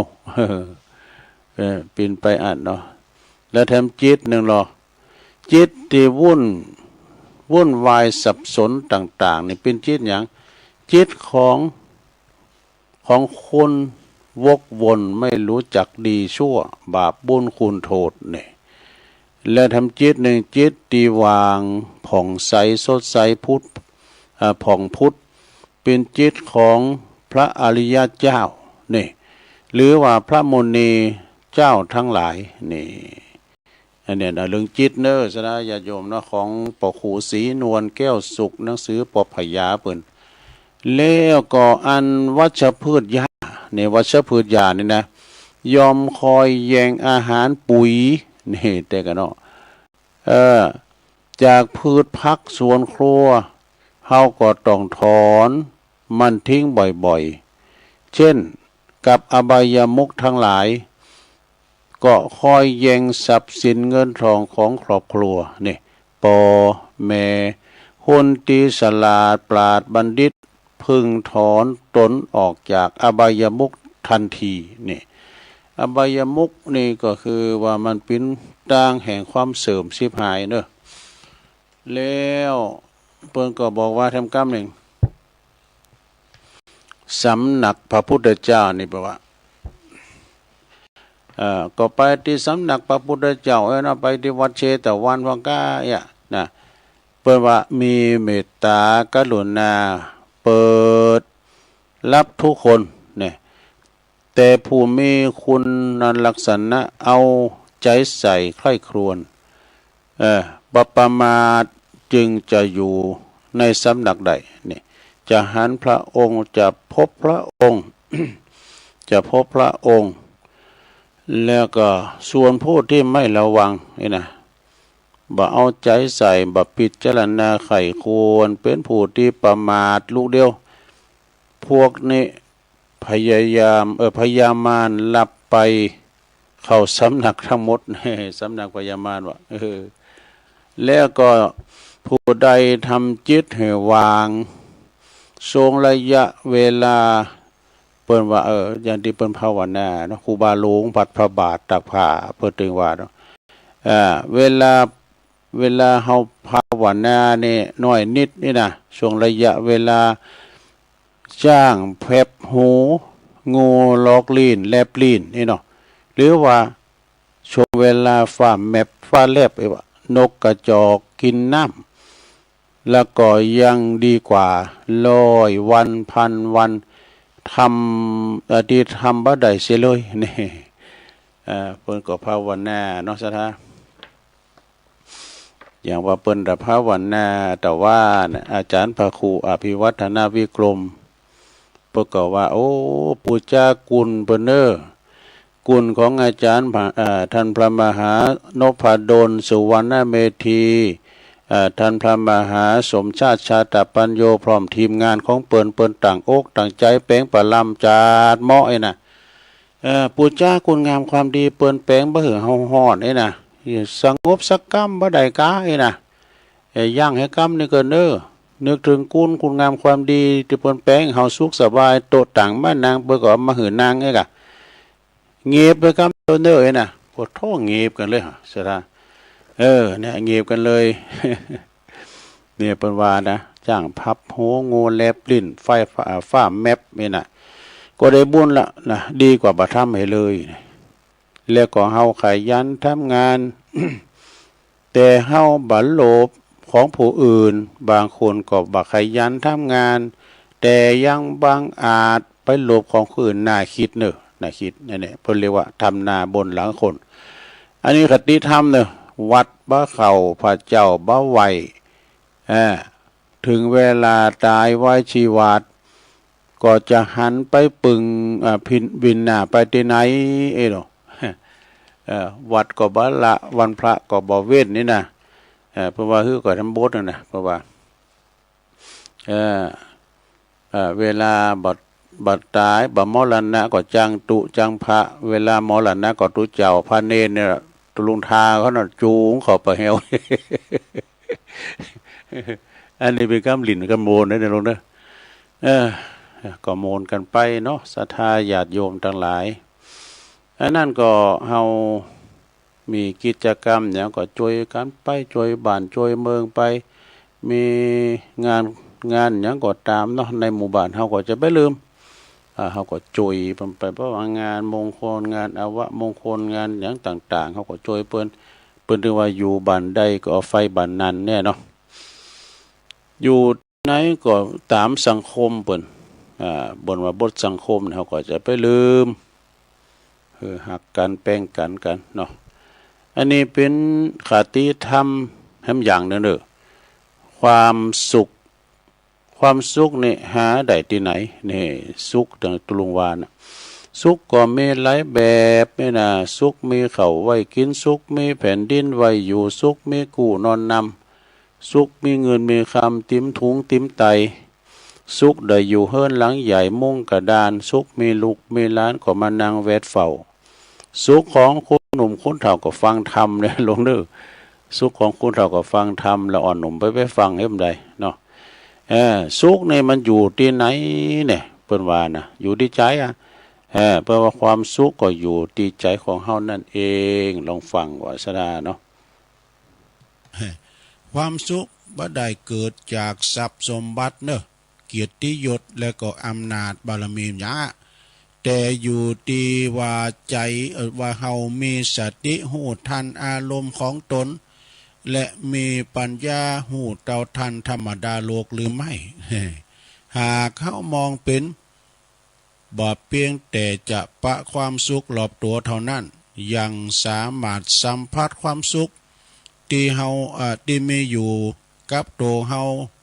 อีกตัวเนี่ยเมื่อใดก็ตามที่ว่าเฮาตระหนักว่าเฮาสุขความสุขนะมันติดตามเฮาไปตลอดนะบ่ว่าจะอยู่ที่ไหนอยู่ในสถานการณ์ใดมีอัญญามากระทบเฮาก็สามารถปะความสุขได้นี่จบศรัทธาญาติโยมนะอันนี้อู่ถึงเรื่องความสุขนะต่อไปจะอู่เรื่องบุญแดมกำหนึ่งบุญนี่คือหยังเนี่ยเปิ้นว่าการจะทำบุญจะได้บุญมากหรือจะได้น้อยก็จะอยู่ที่เจตนาของเฮาเจตนาของเฮาบริสุทธิ์หรือไม่เจตนาหังภิกขเวเนี่ยก็วัตตามิเนาะจะบริสุทธิ์หรือสะอาดนะเจตนาของเฮานี่นะถ้าเฮาได้หือแก่คุณอยากจนมุงเพื่อความสงเคราะห์หือผู้ที่ทรงศีลทรงธรรมมุงเพื่อความบูชาเมื่อความบูชาหรือว่าหือแก่พระสงฆ์มุงเพื่อจะหือผู้ที่เป็นผู้ที่ทำกิจเพื่อพระศาสนาเนี่ยเจตนาของเฮาบริสุทธิ์เมื่อว่าเฮาทำลงบุญลงไปแล้วแม้ว่าพระเปิ้นจะชั้นหรือไม่หรือว่าบ่ชั้นก็ตามเฮาก็ได้บุญละนะขณะที่เฮาตานปุดมือเฮาไปโปนมือเฮาไปก็ได้บุญแล้วซะนะนะบุญนั้นก็ได้เต็มตีแล้วนี่นั่นก็สดาญาโยมทำบุญแก่คนยากไร้เข็นใจยาจกวันอาภิโปคุณขอแม่แต่ว่าทำบุญให้กับสัตตลิสานก็เดี๋ยวจะเล่าให้ฟังเนอะมีพระภิกษุตนหนึ่งเปิ้นตาลนะเปิ้นตาลเนี่ยแก่สัตตลิสานมาแม่ดองสุมาเด้อจะปิ้นจะได้ลงในลองฟังเด้อจะเล่านิทานกล่อมให้ฟังนะนิทานลึงสัตเดรัจฉานตีเปิ้นเลงลูกน้อยมีตัวเจ้าตัวหนึ่งขึ้นอินดูว่าลงอินดูละเยอะลองฟังพอเนอมีความสำคัญอย่างใดนิทานเรื่องเงินพระภิกษุหนุ่มผู้ให้ทานแก่สุนัขะลองฟังว่าเนาะ นิทานเรื่องนี้ก็ให้ชื่อเรื่องว่าบุรุษหนุ่มบวชแล้วให้ทานนี่คุณหนุ่มเนี่ยบนบวชแล้วเปิ้นหือตานนะพี่จะฮือลองฟังก่อนเนี่ยอาติเตกิละดังได้ยินมาในอดีตการเด้อครั้งศาสนาของพระพุทธเจ้ากัสสปะเอโกฮาละปริโสยังมีบุรุษผู้หนึ่งนะมีปอใจหนุ่มคนหนึ่งนะเปิ้นนี่เปิ้นนายสงสารก็มาบวชในลมภาคกาสาวพัดในพระศาสนาปิตามันดาคือปอแม่เนี่ยหลังจากว่าได้หันซ้ายผ่าเลิงของลูกปิ้นตุนเป็นอุ้งแล้วก็มีความเหลื่อมใสไหวลูกไหวเต่านะแล้วก็นิมนต์มาชั้นจังหันทุกบ้านถึงวันมากินข้าวเนาะมาชั้นข้าวบ้านถึงวันชั้นจังหันนะวันหนึ่งเนอะมาชั้นเข่าตีบ้านถึงวันปิ้นนิตการมีปิ้นอยู่ถึงวันนะมีอยู่หันวันหนึ่งหลงมีอยู่หันวันหนึ่งนะภิกษุหนุ่มเนี่ยนะลูกตูของเปิ้นเนี่ยนะชั้นจังหันแล้วก็ปีกไปสู่วิหารไปวัดไปวายกันเนาะก็ได้ไปหันสุนัขะนะสุนัขะก็คือม้านะม้าเนี่ยมันปิ้นมันสุนัขะครับมันสมณะนี่มันไก่กันโน่ตูเจ้าไปคุมเข่าม้ามันเห่าคบกันนะตูลุงนานกับมาโอดเก่งบ้าเลยนะเอาค้อนหัวสมณะกันเรามาขวนคุยตูเจ้าเอาไปมาตูเจ้าโดนบนบุ้มโหดสุนัขะนี่คือม้าน่ะสมณะก็คือตูเจ้าผู้สงบเพิ่งก็มาบิณฑบาตเนอะตูเจ้าหนุ่มเนี่ยนะไป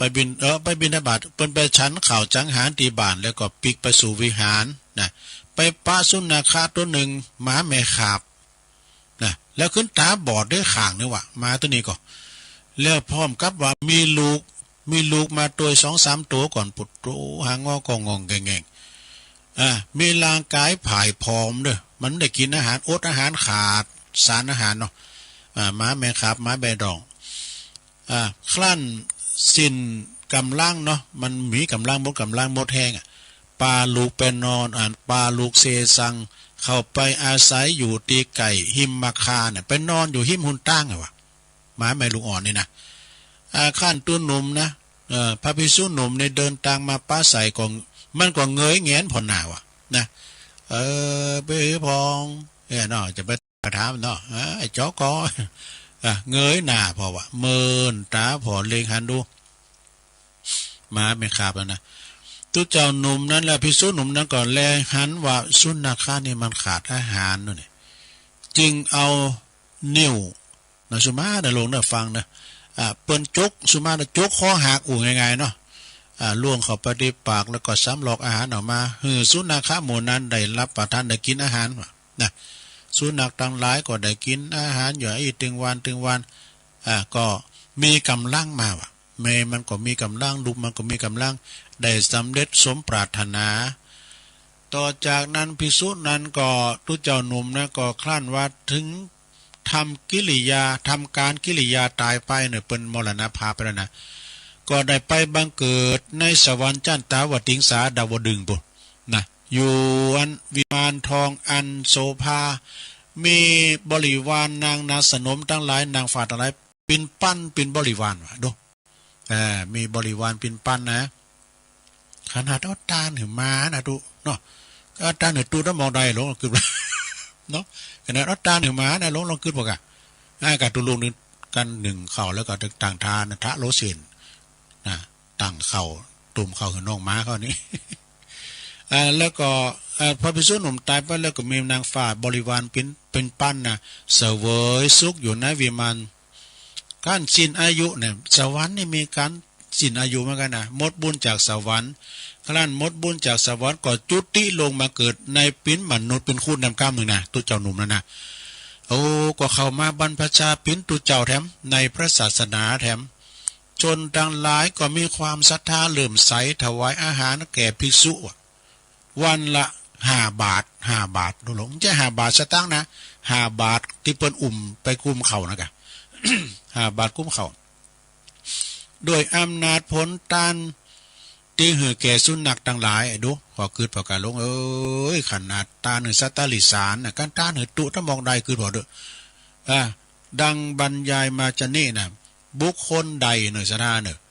บุคคลใดตีหือตานสัตตลิสารแก่สุนัขข้าหมาข้าแมวข้ามดอ่ะสัตตลิสารไปถึงโง่ควายหมดนะ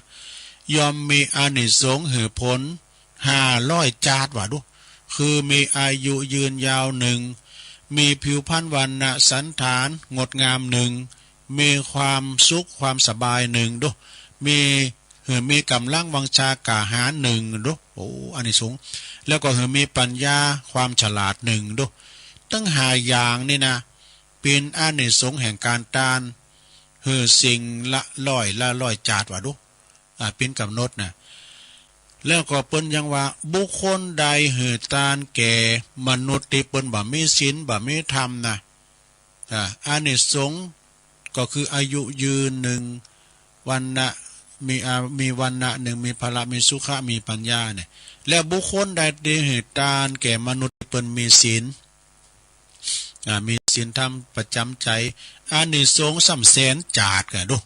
เจ้ามือจาดอันนี้100,000 จาดดูคืออายุก็มีมีอายุวันนะสุขะพละและมีปัญญาโดยตึง5อย่างนี้บุคคลใดหือตานแก่ได้หือตานโดยการปูจาคือปิตามารดาพ่อแม่ปู่ย่าตายายน่ะและก็อุปชาอาจารย์ทั้งหลายมีกุลหาขนานับบ่ได้มีกุลแก่ตนมาก่อนนี่นะเอาหรือว่าหือแก่สมณะพราหมณ์ก็ดีผู้ระงับปล่อยลอยบาปก็ได้นี่ก็คือแก่ผู้มีศีลอันงดงามคือพระภิกษุสามเณรและก็ผู้ตั้งอยู่ในมรรคผลและก็ญาณสมบัติก็ดีเหล่านี้ได้ชื่อว่าการตานการปูจาเด้อแล้วก็ถามว่าตานนั้นโดยปูจามีผลมากมีผลหนักก็จะนับประมาณบ่ได้นะขนาดนับคือนับประมาณบ่ได้ถามว่ายังเป็นตัวตานก็แก่ว่าวัตถุสิ่งของเนี่ยกะนะเป็นตัวตานเขาจะต้านยังพ้องก็ต้านว่าต้านเข่าของเงินคำท้องกับต้านเข่าน้ำโภชนาหารตามเจตนาที่คิดถึงแล้วก็เกิดเสียสละเป็นตัวเหตุนะถามว่าตานจะมีผลกี่อย่างเนี่ยแก่ว่าตานมีผลตานนั้นมีผล2อย่างคือพ้นในจาดนี้แล้วก็พ้นในจาดนี้อย่างหนึ่งแล้วก็พ้นในจาดหน้าอย่างอันที่จาดหน้าอย่างหนึ่งเด้อเนี่ยแล้วก็นิทานอันนี้ก็จบลงไปลง เวลาเวยไปก็นิทานเรื่องเอาเข่าม้าเนาะม้าแม่ขาบขนาดเข่าในต้องแล้วนะเนาะซ้ำหลอกออกมาม้าแม่ดองลูกมันกินจุนเจริญใหญ่จุนมีพละกำลังมาก็ไปสวาหากินต่อไปอันนี้ก็จบลงไปศรัทธา ต่อไปเอาหยังมาว่าแถมตุโอ้ก็เสาะหาไปศรัทธามันบ่เสริมโยงก็ได้ศรัทธาเด้อคิดหันน้อยก็เอามาน้อยก็ว่ากันไปศรัทธาเนาะก็เป็นน้ำธรรมกรรมคำสอนจากในธรรมทางนั้นนะอาหารการกินอาหารเพื่อว่าความหิวเป็นโรคอย่างยิ่ง ไม่ได้กินข้าวเฮาก็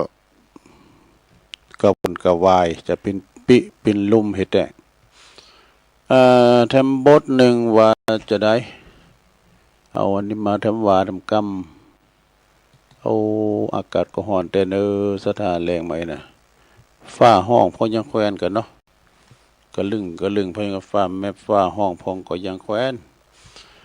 คนไทยเฮานี่โชคดีเนี่ยโชคดีแท้ๆเป็นคนไทยเป็นคนเมืองเหนือล้านนาเฮานี่นะ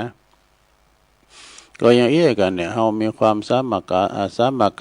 คคีสมัครสมานเป็นน้ำหนึ่งใจเดียวกันมีกินมีทานก็เสริมโยงกันไปหากันนะเป็นบุญอย่างหนึ่งที่เฮามีคืนวิทยุนี่นะกินทานที่ไหนเฮาก็ไปก็พอฮู้กับคืนเนี่ยนะคืนวิทยุจะหันได้ว่าวันนั้นเฮาไปกินประทานแต่พวกเมืองเป่าเมืองฟางเชียงแสนเชียงไฮ้เนี่ยมากันที่หันโมลำปาง ก็ไปจุ่มกินจุ่มทานกันก็เพราะว่าบุญแห่งคืนเนี่ยนะครูบาอาจารย์เปิดมาออกรายการพองก้าเอกอะคืนบุญเฮาแล้วก็คนเฮาเนี่ยบ้านเฮาเมืองไทยเมืองปุดหรอเวลาว่าวันศีลบ้านตามหหมันเขาวัดเขาว่าจำศีลภาวนาพองก้าสาเขาจ้างหันอาบน้ำฟังธรรมเปิ้นกึดลำต่ำสร้างคุดน้ำบ่อก่อกำแป้งวิหารกำจูพระเจ้าแล้วก็อยู่เขี้ยวคาดปลอดภัยมีเพศภัยอันตรายใหญ่โตบ่มีภัยธรรมชาติลุ่มโลงก็ภูเขาไฟก็แผ่นดินไหวก็บ่จะมีอย่างเมืองนอกโอ้เมืองนอกก็เป็นยามดิโกเนาะบึดอย่างหนึ่งสงครามพองกาเรื่องภัยธรรมชาติใกล้เนี่ยบ้านเฮาเมืองเฮานี่ก็อยู่สุขสบายกินต้านก็โมเนี่ยเนาะสระคนไทยโชคดีนะคนไทยเฮานี่นะว่าเป็นคนที่มีโชคดีถึง2จันนี่นะคือโชคดีจันที่1โชคดีได้เกิดมาเป็นมนุษย์นี่นะเป็นคุณเนี่ยสระโอ้จะเกิดเป็นคุณนี่ยากเนอะการทำได้สั่งสมคุณงามความดีนะโอ้จะมาเป็นคุณนี่ยากแล้วเกิดมาแล้วมีองค์การ32ครบนี่มีมันสมองมีความคิดแล้วก็ช่ำเป็นบุญนะแต่เกิดมาเป็นมนุษย์การที่จะเกิดมาเป็นมนุษย์นั้นก็เป็นเรื่องยากว่ะนะบ่ใจเป็นเรื่องง่ายเดิมทีนั้นเฮาอาจจะเว้นไว้ตายเกิดมาเป็นสัตตลิสานตกไปแต่ตกหมอนละ6พองก้าไปอยู่เมืองสวรรค์พองก้าในจันทร์ต่างๆไปปินเทวบุตรไปปินเทวดาบักกี่เพราะว่าบ่ฮู้จักกี่หมื่นกี่แสนจาดมาแล้วอ่ะถึงจะได้มาเกิดเป็นมนุษย์ในโลกนี้นะเนี่ยมันผ่านมาหมดสระเนาะเหมือนกับพระพุทธเจ้าพุทธ500จาดเนี่ยเพิ่นว่าเกิดมาโมดเป็นสัตว์สิ่งหิ่งห้อยพญากวางฟ้านพญาสิงโตพญาราชสีห์นะเพิ่นได้สวายพระชาติเกิดเป็นสัตตลิสานมาก็มีแล้วก็โจกจันทร์ที่2แล้วเป็นเจ้าใดโจกจันทร์ที่2ที่เฮาเกิดมาในประเทศที่มีองค์พระมหากษัตริย์แล้วเกิดมาพบพระพุทธศาสนาแล้วก็พบพระธรรมพบพระสงฆ์พบกับคำสอนนะคำสั่งสอนนักปราชญ์ราชบัณฑิตครูบาอาจารย์แล้วก็เขาก็มีวัดมีวาอารามต่างๆมีโรงห่ำโรงเฮนมีสถานที่ศึกษามหาวิทยาลัยนะถนนหนต่างลงสบายการสื่อสารก็ดีนะการทำมาค้าขายแลกเปลี่ยนเวลาเจ็บไข้ได้พยาธิเจ็บไข้ได้ป่วยก็มีโรงพยาบาลนะโรงยุกโรงยามีนายแพทย์มีพยาบาลรักษาอยู่ใกล้ชิดเนี่ยอย่างนี้มันเป็นบุญแต่ที่เฮาอยู่เป็นเรียกว่าเนี่ยมัชฌิมประเทศเนี่ยเฮาจงพยายามทำแต่ความดีเถิดไอ้ดอกจงอย่าได้เสียที่เกิดชาติเกิดที่เกิดมาเป็นมนุษย์แล้วการทำสร้างสมคุณงามความดีก็เหมือนกินของเก่านะเพิ่นว่านะเฮามาเสวยสุขแล้วเหมือนกับว่าเฮาก็มาบุญต่อบุญสร้างบุญใหม่ก่อบุญเก่าสร้างบุญใหม่เสวยบุญเก่ามาแล้วเฮาก็สร้างบุญใหม่แปลงหนทางไปตั้งหน้าแถมอีกติ๊กอ่ะแล้วแถมอีกอย่างหนึ่งนะเพิ่นว่านะเมื่อเฮาห่างจากอบายมุขแล้วท่านก็บ่จะต้องไปปลุกเสกเลขยันหยังนะเวทมนต์คาถาผลคาถาก็บ่ต้องเจิมรถเจิมไป เจิมล้านดูเลิกดูยามบวงสรวงอ่อนวอนท่านก็จะอยู่สุขสบายไร้กังวลบ่มีเพศภัยอันตรายแผ่วพานท่านอีกเลยใช่ไหมดู นี่นะเพราะว่าชาวพุทธนะเมื่อท่านรู้แล้วเข้าใจแล้ว ตันได้พบธรรมะที่สะอาดสว่างสงบเป็นผู้หู้ผู้ตื่นผู้เบิกบานแล้วกรุณาแนะนำจักยวนเปิ้นทั้งหลายนะเข้าวัดเข้าว่ากันต่อไปจบสถาหนังสือของอาจารย์ปอคูซีโนนั่นแหละเนอะอันนี้เอามาลืมได้ไหมนะโตเป็นสอนดีแท้ศรัทธาญาติโยมทั้งหลายเนี่ยเป็นสอนดีนะเป็นว่าสาระธรรมตีดีสำหรับปวงชนเนี่ยอริยธรรมเนี่ยนะบุคคลผู้ประกอบไปโดยธรรมหิริความละอายต่อบาปอายต่อการทำชั่วนะบาปกรรมจือว่าเป็นผู้ที่ตั้งมั่นในคุณความดีคุณธรรมความดีคนท่านหนีนะเพราะว่าท่านหนีนี่เพราะว่าขิจินะจือว่าชื่อว่าคนโกงตัวเองว่าคนสูลุยสูล่ายเนี่ยจือว่าคนโกงลูกหลานเนี่ยเขาทาเหมือนกันเด้อสถาแล้วปรากฏว่างานนั้นก็คือชีวิตนะก็คืองานบันดาลสุขเนอะทำให้สนุกก็จะเป็นสุขเมื่อว่าทำงานชีวิตก็คือลมหายใจไผก็โหชีวิตก็คือการต่อสู้การศึกษาเนี่ยชีวิตก็คือกิจการงานตระการตาชีวิตนั่นก็คือการเวลาคุ้มครองเนี่ยเป็นการเวลาคุ้มครองเด้อทุกคนที่เกิดมาเป็นคนชั่วดีมีจนเป็นผลแห่งกรรมที่ตนได้ทำมาเองทั้งสิ้นแต่กันเนาะไผจะไปเกี่ยวของตัวหันนะแต่กับสถาเฮาลองผอเราคูณเฮาเนี่ยมันจะไม่อยู่เหมือนกันโดยชีวิตที่มันจะอยู่เหมือนกันบางคนนี่ก็ทุพพลภาพก้าพิกลพิการก้าเนี่ยมันก็แล้วแต่กรรมแต่เวรไผมันบางคนก็เกิดมาดีบางคนก็เกิดมาหายบางคนก็เกิดมาก็ใจบุญสุนทานเข้าวัดเข้าว่าช่วยเหลือสังคมช่วยเหลือช่วยเหลือแม่พี่น้องนี่นะช่วยเหลือเปิ้นบ้านอันนี้เป็นจิตอาสาช่วยเปิ้น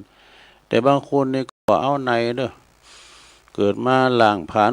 ล่างผานแม่เองก็มีเด้อสถาเด้อยุคนี้สมัยนี้นะเพราะมันขี้ข้านกินแอลครบหมู่ครบฟูงมันถึงมีหรอกเพื่อมาก็แบมือไทยเงินแม่ถึงมีหรอกบางคนก็คำแม่มันแล้วแต่ไผแต่มันแล้วแต่กรรมเวรของแต่ละท่านบางคนก็เกิดมาดีแต่อยู่ด้วยด้วยแม่เหมือนนั้นลุ่มหายใจจากไปอย่างที่ตุลุงเคยว่านะบางคนนี่ก็ปิ้นนี่ลูกมาตัวหาลูกมาลูกมาก็เจ็บไข้ได้พยาซ้ำวันดี4วันเมยก็เข้า6ยุคงยาก็จะตั้งก็เสียงไปดิอันนี้ก็เป็นกรรมเวรเหมือนกันนะเนาะสระเจ้ากรรมได้เวรนะบางคนก็เกิดมาคำคำแม่ขายหายขายหน้าซื้อรถเครื่องไปเฮนกับถึงไหนสักกรรมเนี่ยเปิ้นว่าทุกคนเกิดมาเป็นคนชั่วดีมีจนแล้วแต่ผลแห่งกรรมของแต่ละท่านเองทั้งสิ้นบ่มีไผเกี่ยวข้องกับตัวเก่าเลยนี่กาของคุณอยู่ที่ผลของงานเนี่ยสถาญาโยมทรัพย์สินเพราะว่าอันทรัพย์สินเงินทองตายแล้วก็เอาไปโดยบ่ได้อันความจริงเป็นสิ่งที่บ่ตายว่าความเท็จเป็นของตายการทำงานก็คือการปฏิบัติธรรมดอกสถานะการทำงานก็คือการปฏิบัติธรรมนะแล้วก็ละอ่อนเพราะว่าละอ่อนที่มันลึกนะหากว่าลึกบ่เจอฟังผู้มีพระคุณจะเจอทุกข์ก็บอกจะเจอทุกข์เป็นแล้วก็เป็นบาปกรรมที่นักยิ่งนี่การกลางค่ำกลางคืนก็ควรจะงดจะเว้นยิ่งบะเดียวนี่ใส่ท้องใส่ย้องประดับกายเพชรนินจินดา เป็นเพชรนินจินดาสอยคอคำสอยแขนสอยคอของเก้เนี่ยของโก้เก๋ของโก้เก๋แข่งความมังมีกันนั่นแหละนะคือการยั่วยุให้คนร้ายเนี่ยคือคนร้ายได้คือหมายป้องที่หมายป้องจะเอาทรัพย์สินจะเอาทรัพย์สินชีวิตของเฮาน่าอันตรายที่สุดนี่อันนี้หลวงพ่อปัญญานันทภิกขุเนอะมาในหนังสืออริยธรรมของปกครูศรีนวลแก้วสุขเราขอบคุณคติธรรมคำสอนต่างๆบางทีก็พี่น้องเจ้าบ้านสูงมาตั้งเน็ตพองครูบาอาจารย์ก็สูงมาตั้งเน็ตพอง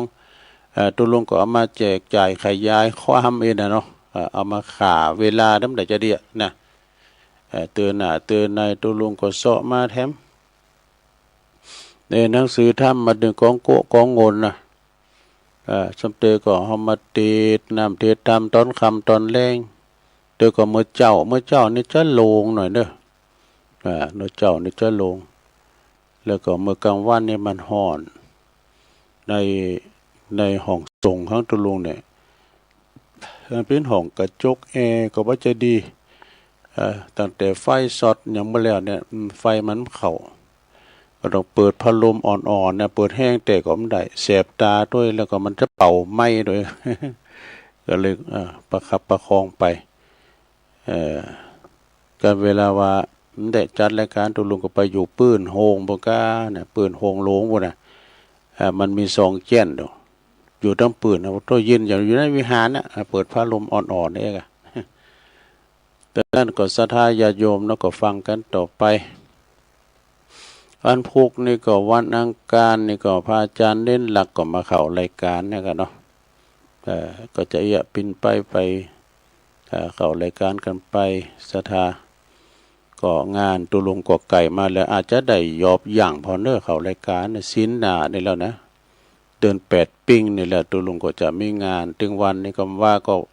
คณะศรัทธาก็มากางเต้นกางสังไหวตัวเจ้าน้อยพระเนรเขาก็แปลงผ้าแปลงโบเกณฑ์กะเกมงานกันอบตเพื่อก็เอารถกระเซ้ามาแปลงไฟฟ้าทั้งลุมก็ดับบ่นี่ไฟฟ้าอันเตียมันอยู่หิมหุ่นตั้งนะไฟกิ่งดับเป็นสายแล้วดับจะเสียงนะเพื่อกันแล้วมาโกนว่าก่อนงานนี่มันแจงให้ครับไม่ค่ะก่อนงานเนี่ยแต่ว่ามันมืดแต่เตียนตังบุญแต่นี่ก็มีปัญหาไฟฟ้ามันก็มีไฟโซล่าร์เซลล์พองให้กันเนาะเปิดกันไปเอาละเนาะศรัทธาญาติโยมทั้งหลายตุลุงก็บริหารเวลามาก็สมควรแก่ละเวลาเด้อตุลุงก็จะนำรายการจากลาศรัทธาไปก่อนเนาะชั้นหน้าก็ฟังกันแท้ใหม่ตุลุงก็จะไปจวยพระหน่อยพระเนนเขานะเขาคุ้นโตคุ้นต่างกันไก่งานนี่เนี่ยมันได้ออกรายการดีเนอะจะเตอก็ที่หันที่นี่พอนะเพียงเก้าเพียงโหเหงือพันเนนเอางานตัวเลี้ยวไว้ก่อนก็เอาติมตีนัสดาเนาะจะส่งงานให้น้องเจกันเนอตัดสัญญาณไปที่น้องเจปากทางเจริญก่อนขอความสุขความเจริญจงบังเกิดแด่ศรัทธาญาติโยมทั้งหลายทุกท่านเนออยู่ดีมีสุขเนอจัตตาโลธรรมาวทันติอายุวันโนสุขังปะลัง